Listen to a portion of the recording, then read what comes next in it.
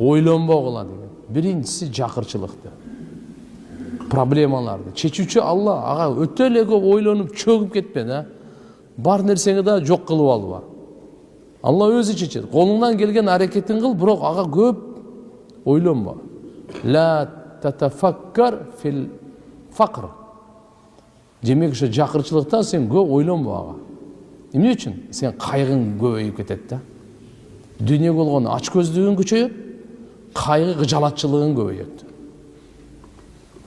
Бир, экинчиси көп эле гам жей бербе дейт. Кимге? Ким сага зулумдук кылса, ошонун зулумдугу туурасында.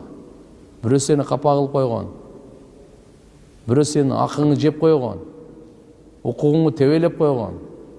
Кыскасы сага зулумдук кылган, малыңа, жаныңа, абериңе зулумдук кылган. Ла татафаккар.